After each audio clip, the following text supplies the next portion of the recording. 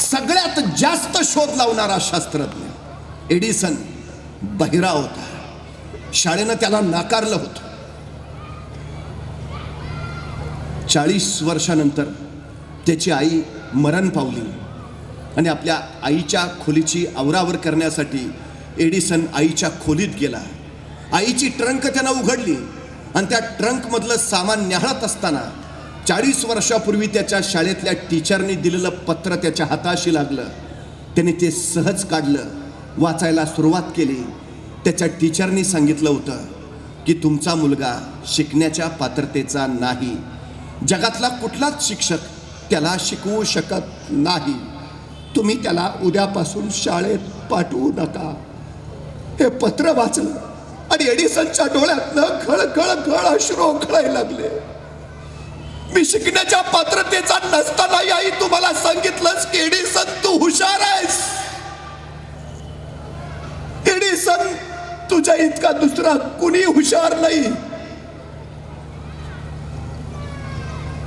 आई मुलाची पहिली शाळा असते आणि शाळा मुलाची दुसरी आई असते. या दोन आईच्या कुशीत मुलं घडत असतात. फक्त प्रेरणा द्या, प्रोत्साहन द्या, कौतुक करा. कमतरतांचा विचार करूच नका. फक्त बलस्थानांचा विचार करा, ती अधिकाधिक विकसित करा. तुमची मुलं यशाला गवसणी घालतील.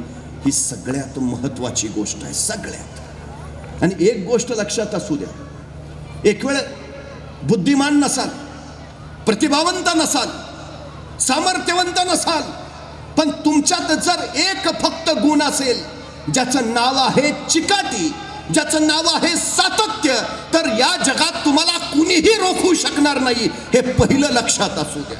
मुंगी बघितली, मुंगी केवढीशी, तिचं डोकं केवढंसं, डोक्यातला मेंदू केवढासा, तरी पण त्या मुंगीला बरोबर कळतं कुठल्या गावातल्या कितव्या आळीतल्या, कितव्या घरातल्या, कितव्या खोलीतल्या, कितव्या कपाटावरच्या, कितव्या फळीवर किती नंबरचा साखरेचा डबा आहे. तिला सांगावंच लागत नाही. कणभर असते मुंगी, मनभर साखर फस्त करते. एवढ्याशा मुंगीला जर ध्येय गाठता येत असेल तर आपल्याला काय अडचण आहे.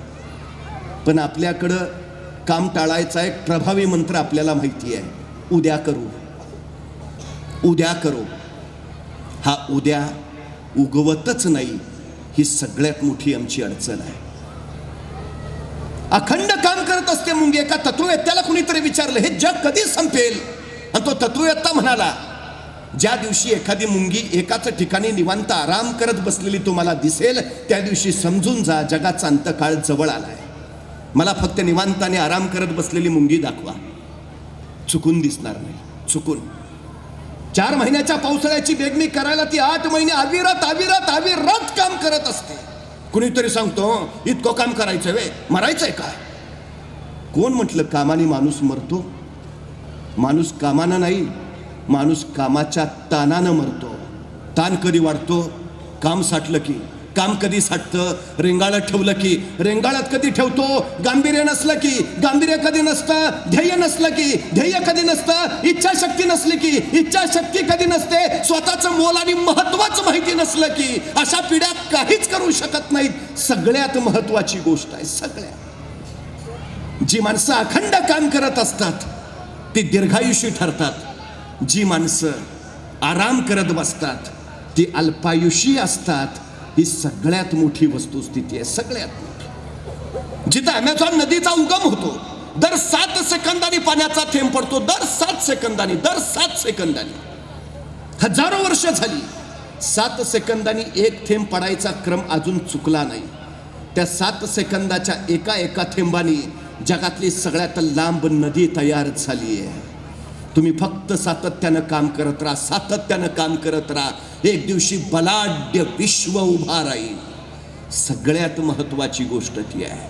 पाण्याचा एक थेंब वज्रासारख्या कठीण दगडावर अखंडपणे पडत राहतो आणि एक दिवस तो दगड फुटतो. पाण्याच्या थेंबाने फुटतो नाही, सातत्यानं त्या सातत्याच्या ताकदीनं फुटतो. आमच्या पोरांना सांगा, कर, पुन्हा कर, पुन्हा कर, पुन्हा कर.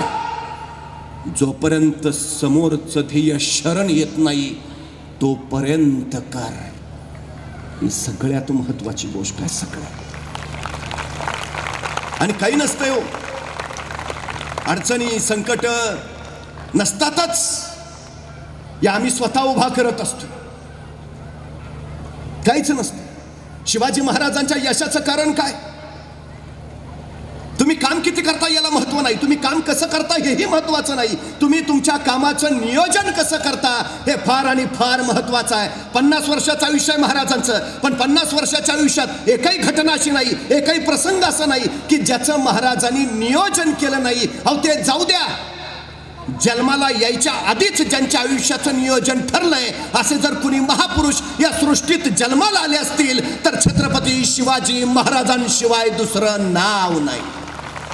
जन्माला यायच्या आधीच ठरलंय का जन्माला यायचंय, जन्माला यायच्या आधीच ठरलंय जन्माला येऊन काय करायचंय. 50 वर्ष एकही घटना नाही ज्याचं महाराजांनी नियोजन केलं नाही. साधी गोष्ट आहे, 10 नोव्हेंबर 1659 महाराजांनी प्रतापगडावर अफजल खानाचा कोतळा बाहेर काढला. अफजल खानाचा कोतळा बाहेर काढायला महाराजांना फक्त 2 मिनिटं लागली, पण या 2 मिनिटाच्या यशस्वीतेसाठी महाराजांनी तब्बल 1 वर्ष नियोजन केलं होतं, तब्बल 1 वर्ष. 10 नोव्हेंबरला दुपारी 2:30 वाजता महाराजांनी खानाचा कोतळा बाहेर काढला. मराठी सैन्य खानाच्या सैन्यावर तुटून पडला, लंगडतोड चालू झाली. खानाचं सैन्य पाठीला पाहिलं पळत सुटलं. त्यांच्या तोपा तिथंच, घोडे तिथंच, हत्ती तिथंच, तलवारी शस्त्र सगळं तिथंच. मराठ्यांनी टिपलं, जवळ जाऊन ताब्यात घेतलं. स्वराज्याची प्रचंड मोठी कमाईच. पण नियोजन बघा, महाराजांना माहिती आहे खान मारणारच आहोत, मारला. खान 4000 घोडी घेऊन आलाय.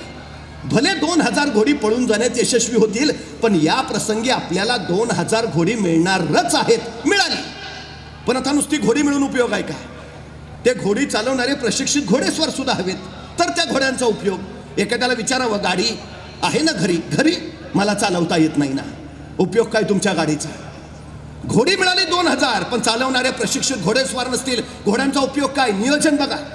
10 नोव्हेंबर 1659 या दिवसाच्या 6 महिने आधी महाराजांनी आपल्या 2000 लोकांना घोडेस्वारीचं शिक्षण देऊन प्रशिक्षित करून ठेवलंय आणि त्यांना सांगितलंय 10 नोव्हेंबरला सायंकाळी 4 वाजता तुम्हाला घोडे मिळणार आहेत, बुकिंग झालेलं आहे. हे नियोजन, हे नियोजन. किती लांब जायचंय तुम्हाला, तितक्या आधी तुम्हाला नियोजन करावं लागेल. सगळ्यात महत्वाची गोष्ट आहे. आईन्स्टाईन असं म्हणतो की मला जर कोणी तासाभराचं काम करायला सांगितलं तर ते तासाभराचं काम कसं करावं याच्या नियोजनात मी 50 मिनिटं घालवीन आणि 50 मिनिटाच्या नियोजनाच्या बळावर तासाभराचं ते काम मी 10 मिनिटातच उरकीन. तुमचं नियोजन तुम्हाला यश देतं. नियोजन वेळ वाचवतं, नियोजन कष्ट वाचवतं, नियोजन ऊर्जा वाचवतं. शिस्त हवी, आयुष्याला शिस्त हवीच, तर आणि तरच तुम्ही यशस्वी होता. ही सगळ्यात आणि सगळ्यात महत्वाची गोष्ट आहे. ज्या गोष्टी गरजेच्या आहेत त्या अवघडच वाटतात आणि ज्या गोष्टी गरजेच्या नाहीत त्या सोप्या वाटतात. आमचा कल सोप्याकडे असतो, अवघडाकडे कुणी शिरत नाही.